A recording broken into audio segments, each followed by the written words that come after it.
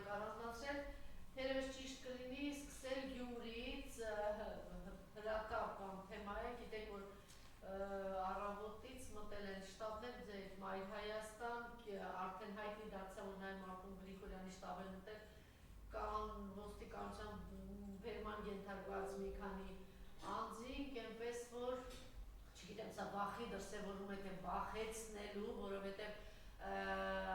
ներքին ինֆորմացիա կա, որ բոլոր հարցումները ցույց են տալիս, որ խայտարակ ձախողված վիճակում է ՔՊ-ն, Նիկոլը հետևաբար դիմում է նման քայլերի։ Խնդրեի դրանից հետո նաև մի քանի դատական գործեր կան դրա մասին խոսել եւ անշուշտ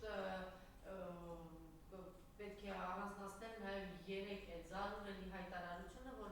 ըստ էության պետականորեն մարդը հայտարարեց, որ ինքը հրաժարվում է ինքը Ղարաբաղյան շարժումից, Արցախյան շարժումից, այն է Արցախյան շարժումը եղել է երկու հանրապետությունների հիմնման հիմքերի հիմքը, այսինքն ինքը արձանագրում է, որ Հայաստանի Հանրապետությանից հրաժարվելու կամ կործանման սկիզբը, խնդրեմ։ Այսօր առավոտվանից հատուկ օպերացիա է իրականացվում Գյումրիում, ես 2 օր առաջ էի Գյումրիում եւ ակնհայտ է, որ այնտեղ այս թուրքական իշխանությունների ներկայացուցիչը ընդհանրապես համակրանք չունի, վստահություն չունի, ընդհուպ մինչև այդ պաստառների վրա էր նույնիսկ գրված, որ չենք վստահում։ Դա ակնհայտ էր անկախ նրանից, որ մարզկենտրոնը Գյումրիում է եւ մարզպետարանը Գյումրիում է, Շիրակի եւ այդ վարչական լծակները իրենց ձեռքում են, բայց այնուամենայնիվ հանրությունն է Գյումրիի չի վստահում այդ թուրքական իշխանությունների ներկայացուցիչներին բոլորին, իդեպ նաեւ գործուղված դեսանտ կա այնտեղ աշխատող կանանց տեսքով, անունները չեմ ուզում հիշատակել, որովհետև վաղը մյուս օր պարզ կդառնա, որ այդ անուններով անձինք նաև կունենան թուրքական նաև անձնագրեր, այսինքն ակնհայտ է, որ նրանք մեր ազգային ծրագրերի հետ ընդհանրապես կապ չունեն, տվյալ այդ կանայք նույնպես բավականին բացասական ազդեցությամբ են այնտեղ գործում, որովհետև հանրությունը գիտի արդեն այդ կանանց վերաբերյալ, այսինքն իրենց այդ մի քանի տարիների ընթացքում հարստացման վերաբերյալ, անշարժ գույքի վերաբերյալ տվյալներ, եւ դա համատարած խոսվում է քաղաքում։ Եվ հասկանալի է, որ այս անկումի դեպքում, չվստահելու դեպքում, հանրության կողմից, գյումրեցիների կողմից, հիմա պետք է սկսվեին այսպիսի մի շրջան, օպերացիայի ներքո, ռեպրեսիաների շրջան, եւ առավոտվանից ներխուժում են նախընտրական շտաբերի ներկայացուցիչներին ձերբակալում են, տեղափոխում են Երևան, այդ թվում չեն խնայում ոչ կանանց, ոչ տարեցներին, մենք ունենք դեպք, որ Մայր Հայաստան դաշինքի այդ տեխնացուի գրասենյակից, այսինքն դաշինքի ներկայացուցիչների գրասենյակից ըստ էության առևանգել են մի երիտասարդ կնոջ, ով երևի շուրջ 25-ամյա կին է, ունի խնամքին 2 մանկահասակ երեխաներ եւ կինը նաեւ ունի առողջական խնդիրներ, այսինքն արյունահոսության հետ կապված խնդիր է արկա, բայց այդ կնոջը պահել են կալանավորված վիճակում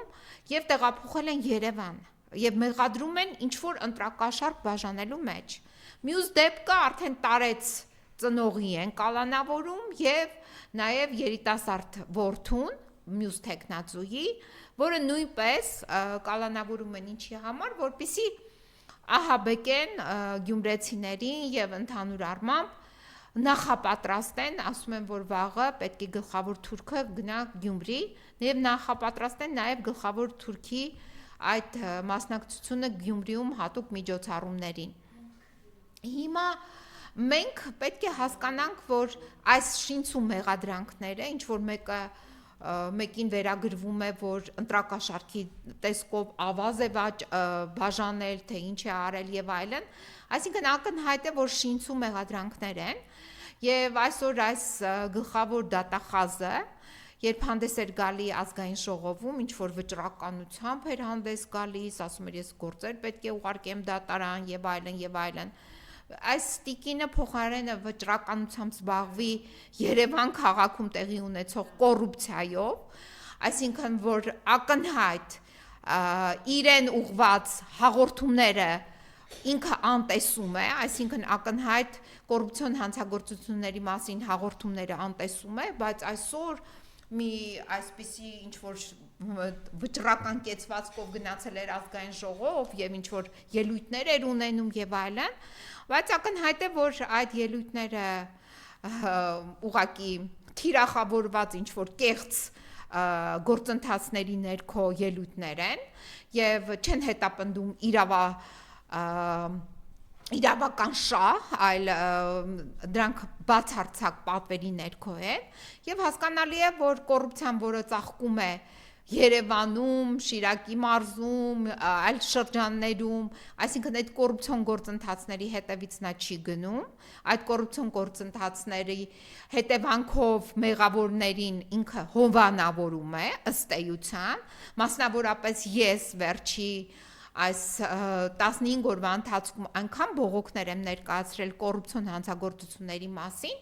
բայց այդ կոռուպցիոն հանցագործություններին ընթացք չի տրվում, այսինքն քրեական վարույթներ չեն հարուցվում, հանրային քրեական հետապնդումներ չեն իրականացվում, մինչդեռ ակնհայտ է, թե ինչպես է Երևան քաղաքը քանդվում, մասնավորապես Տիգրան Ավինյանի ապօրինի ոչ իրավաչափ շինարարական թույլտվությունների ներքո եւ դրա մեջ ներգրաված այլ անձանց, ովքեր քանդում են Երևանը։ Մասնավորապես ես առնվազն մի 15 հաղորդում եմ ներկայացրել, որևիցե ընթացք չկա։ Մասնավորապես ես նաև ներկայացրել եմ հայտարարություն մի դատավորի վերաբերյալ, ինչ որ դատավոր Զարիկյան, վարչական դատարանի դատավոր, ով ունենալով իր վարույթում դեռ դեկտեմբեր ամսից հայցադիմում, մինչև հիմա դատական նիստի օր չի նշանակել։ Այսինքն ակնհայտորեն ողջամիտ ժամկետները դատաքննության խախտում է, բայց այս մարդիկ որևիցե կերպ արձագանք եւ այլն ոչ մի վերահսկողություն, ասում եմ ես վերահսկող եմ, հսկող լիազորություններ ունեմ եւ այդ հսկող լիազորությունների ներքո, չգիտեմ, գործեր եմ ուղարկելու դատարան, դու ում ես հսկում։ Դու ոչ մեկին չես կարող հսկել, դու կարող ես միայն անել այն, ինչ որ քեզ պատվիրեն։ Տիկին Աննա Վարդապետյան, դու կատարում ես պատվեր, ուրիշ ոչ մի բան,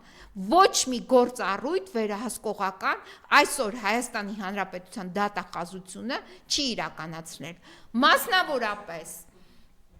երկու գործերով, որոնք կապված են խոսքի ազատության հետ, եւ դուք ունեք նաեւ ձեր կողմից, ձեր վերահսկողության ներքո այսպես կոչված տեղեկատվություն, որ չի կարելի խոսքի ազատության հետ կապված ոտնձգություններ կատարել եւ մեղադրանքներ առաջադրել լրագրողներին, վերլուծաբաններին, քաղաքական գործիչներին, բայց դուք շատ հանգիստ հանդուրժում եք, որ այդ գործերը գնան դատարան։ Այդ ձև եք վերահսկողություն իրականացնում։ Իսկ ես կարող եմ ասել հակառակը, դուք իրականացնում եք պատվերի ներքո է օրինակ իմ վստահորդի, իմ պաշտպանյալների, Արմեն Բիլյանի եւ Պավել Մանուկյանի գործը, որը գնաց հասավ եվրոպական դատարան, բայց չգիտես ինչ պայմաններում, ինչ պատվերի ներքո, ում քավորությամբ, ում վերահսկողությամբ, արդյոք ձեր դատախազի վերահսկողությամբ, որ ակնհայտ անարդարացի դատական ակտ էր կայացվել վերաքննիչ դատարանի կողմից, այսինքն փոխվել էր արդարացման դատական ակտը, դարձել էր մեղադրական դատական ակտ 25 տարվա ազատազրկման Արմեն Բիլյանի նկատմամբ, այդ ձեր վերահսկողության ներքո է դա դարձել։ Մտնայեք ուսումնասիրեք այդ գործերը, հասել են եվրոպական դատարան եւ պարզվում է եվրոպական դատարանում կա մի անձնավորություն, իդեպ ես սա ուզում եմ անպայման հրապարակել այս անձնավորության վերաբերյալ տվյալները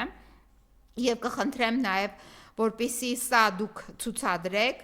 այս ինիցիալներով տվյալները նայեք, ովքեր որ բողոք են ներկայացնում մարդու իրավունքների եվրոպական դատարան, այս առաջի տվյալները AST կոտորակ, սա հայ պաշտոնյայի անուն ազգանունն է, դրա անուն ազգանունն է Արևիկ Ստեփանյան, ով գտնվում է բավականին սերտ կապերի մեջ Կարեն Անդրեասյանի հետ եւ եղել է, երբ Կարեն Անդրեասյանը եղել է մարդու իրավունքների պաշտպան, նրա գրասենյակում ինչպես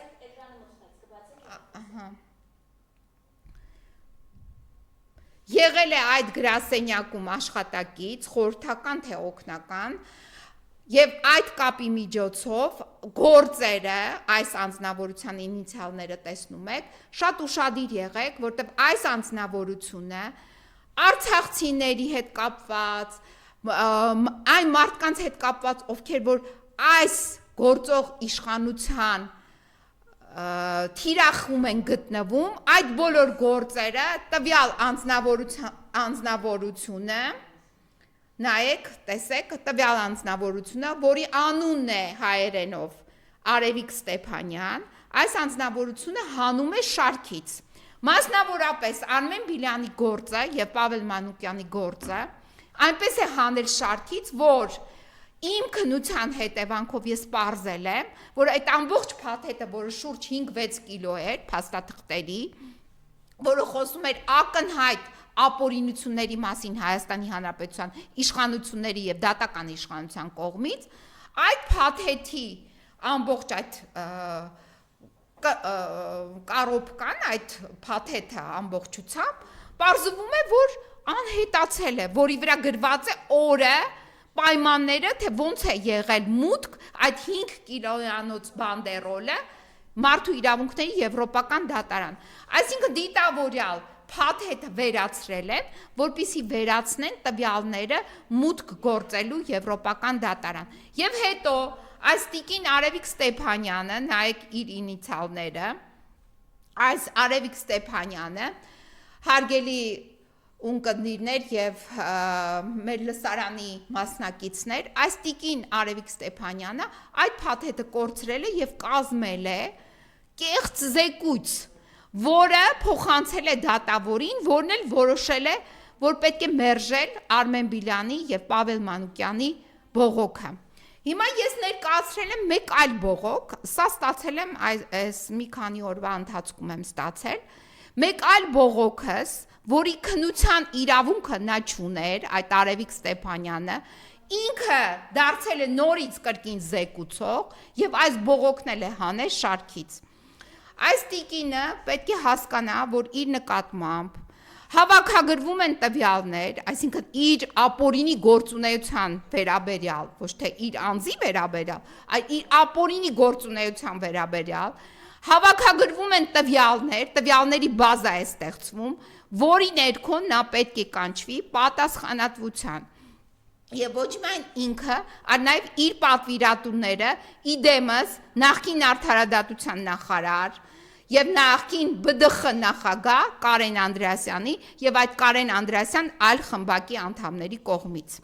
Շատ ուշադիր մենք հետևում եւ հավաքում ենք բոլոր այն տվյալները, որոնք կապված են Արևիկ Ստեփանյանի կողմից ապօրինությունների հետ։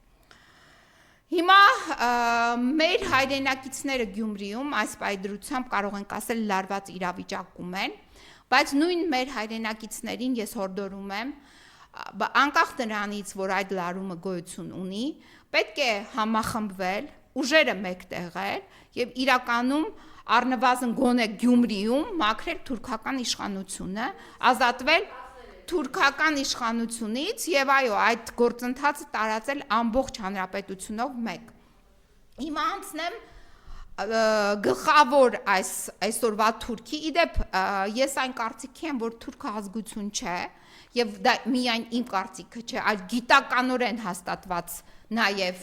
փաստարկված ակադեմիական նաեւ շրջանակներում հայտնի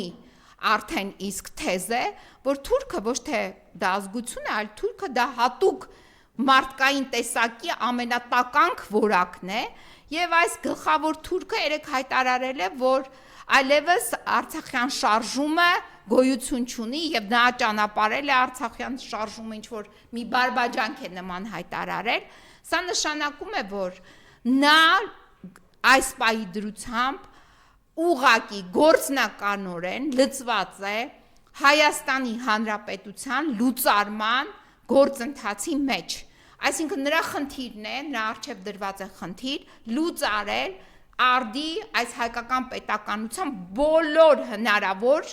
սյուները, որը գոյություն ունեն կիսաքանդ, կիսաավեր եւ այլն։ Սկսվեց Արցախից, հիմա տեղափոխվել է արդեն այս տարածք եւ այս տարածքում նա ամեն ինչ անելու է, որ մենք զրկվենք այս արդի հայկական պետականությունից։ Նրա գործողությունները դրան են ուղղված։ Եթե կան այլ հարցեր, խնդրեմ ասեք, պատասխանեմ։ Տիկին Խոստանջան, իրենց այս վարքագիծը Գյումրիով եւ ոչ միայն այս նոպայական վիճակները վախերով են պայմանավորված, գիտակցումով, որ այլևս իրենք բացահայտված են մինչև վերջ։ Գիտեք, իրենք վախելը իհարկե վախենում են, որովհետև օրեր առաջ դուք երբ ուշադիր լինեք, թե ինչպես էր Ավինյան Տիգրանը անդադ դուրս ներս անում դահլիճ, անդադ դուրս ու ներս էր անում եւ դա խոսում է այն մասին, որ այո, արկա է խնդիր։ Այն, որ Գյումրիում արկա է խնդիր, որ թուրքական իշխանությունը այնտեղ չունի որևիցե քվե, դա իրականություն է։ Այն, որ իրենք վախենալու են, դա նույնպես իրականություն է, բայց դրա հետ մեկտեղ իրենք նաև ունեն տերեր, պատվիրատուներ, որ դեռ պետք է տարածեն վախեր եւ չեն բացառում, որ նաև իրենց ծրագրի մեջ է մտնում ոչ միայն վախերի տարածումը, այլ նաև այնպիսի քաոսային իրավիճակի ստեղծումը, որը հնարավորություն ընձեռի թշնամուն լուծարել հայկական պետականությունը։ Այսինքն նրանք նաև դրան են գնում։ Այսօրվա այս գործողությունները շտաբերում ձերբակալությունները ընդհուպ մինչև երիտասարդ կնոջ, ով մանկահասակ երեխա ունի իր խնամքի տակ, նրան կալանավորելը, տեղափոխելը Գյումրիից հիվանդ վիճակում արոնահոսության պայմաններում, այսինքն այդ վիճակում գտնվող կնոջը տեղափոխելը հակակոռուպցիոն կոմիտե, մինչդեռ հակակոռուպցիոն կոմիտե Տիկին Աննա Վարդապետյան գնա վերցրա Տիգրան Ավինյանին տեղափոխի հակակոռուպցիոն կոմիտե։ Ես կարող եմ էլի անուններ տամ, որ պետք է գնաս եւ տեղափոխես, օգնես տեղափոխեն հակակոռուպցիոն կոմիտե։ Դու դրանց հետևից պետք է գնաս, այլ ոչ թե երիտասարդ կնոջ հետևից գնաք, դու էլ ասես, որ դու վերահսկողության լիազորություններ ունես եւ վերահսկող ես, չես սխալվում ես, դու վերահսկող չես, դու ուղղակի պատվեր կատարող ես։ Վերահսկողի դեպքում այլևս շատ մարդիկ կլինեին համապատասխան քրեակատարողական հիմնարկներում։ Մինչդեռ այդ մարդիկ այսօր դեռ ման են գալիս, դեռ թուրքական անձնագրեր են ձեռք բերում, դառնում են Թուրքիայի եւ Հայաստանի երկքաղաքացիներ, փաստաթղթեր ունեն եւ թուրքական լիրաներ պատտվում է չնայած այսօր վադությամբ անկում է ապրում, դեռ պատտվում է Հայաստանում եւ քանդող գործունեություն է իրականացնում։ Այսինքն ակնհայտ է, որ այդ խոսքերը, որ այսօր դու հնչեցրել ես ազգային ժողովում, բացարձակ անհիմն են, դատարկ են, ոչինչ չասող են, դու ոչ մի լիազորություններ չունես, դու կարող ես միայն կատարել պատվեր։ Իդեպ ասեմ, դու Տիկին Աննա Վարդապետյան, քո գործընկերուհի, ընկերուհի, հարազատ ընկերուհի, մարդու իրավունքների պաշտպանի անունից հանդես եկող մի ուրիշ ընկերուհի, Անահիտ Մանասյան, մի հատ էլ ընկերուհի ունեք այդ թուրքական կառավարության մեջ, նրա անունն է այդ կառավարությունը, ես էլ եմ ասում, այդ թուրքականը դա ազգություն չէ, դա որակ է, լավ իմաստով որակ չէ, այլ վատ իմաստով որակ է։ Եվ այս կառավարությունը մեջ ընդգրկված եւս մի տիկին կա Անահիտ Ավանեսյան, ով իր պարտականությունները չի կատարել, Կովիդի ժամանակ գիտենք ինչեր է արել, եթե վերահսկողության լիազորություններ ունենար, դրա հետևից է պետք է գնայիր, չես գնացել, մտերիմ ընկերուհիդ է հավանաբար, դրա համար չես գնացել, կամ պատվեր չես ունեցել։ Մյուս տիկինը, որը այսօր որպես Հայաստանի Հանրապետության ներքին գործերի նախարար է հանդես գալի, Արփինեի անունը, բա նրա հետևից ինչու չես գնում։ Երևան քաղաքում տեղի ունեցավ մի դեպք, որը կապված էր Տիգրան Ավինյանի ապօրինի շինարարության թույլտվության հետ։ Երեխա ընկավ ավտոմեքենայի տակ, հենց ամենաբանուկ մասում, որտեղ այդ ապօրինի շինարարության հարևանությունն է, ընդամենը մի քանի մետր։ Մինչև հիմա այդ տիկինը ոստիկան այդ խաչմերուկը չի ցանկացել կարգավորել։ Մինչև հիմա այդ խաչմերուկը դարձել է վթարային իրավիճակների աղբյուր։ Բա ինչի՞ չես գնում դրա հետևից։ Բա ինչու չես գնում այլ անձանց հետևից, օրինակ Աննա Հակոբյանի հետևից, ով եղել է Արցախում արգելված վայրում զորական նշանակության, այսինքն զինվորական նշանակության վայրում, բունկերում, ինչու չես գնում նրա հետևից։ Այդ բունկերում լինելու պատճառով Արցախը հանձնվել է այսօր։ Այդ բունկերում լինելու պատճառով հազարավոր հայ երիտասարդներ ուղղակի պայմանավորված պատերազմի պատճառով զոհվել են, հայրենիք է հանձնվել, բա ինչու չես գնում դրանց հետևից։ Այդքան բազմաթիվ հրապարակումներ եղան կոռուպցիոն հանցագործությունների մասին։ Եթե դու վերահսկողես, բա գնա դրանց հետևից, չես գնացել։ Հասկանալի է ինչու չես գնացել, որովհետև վերահսկողություն չունես, որովհետև այդ լիազորությունները միայն թղթի վրա են գրված ձեր համար, դու ունես միայն պատվերներ եւ պատվերներ կատարելու պարտականություն։ Այսքանը։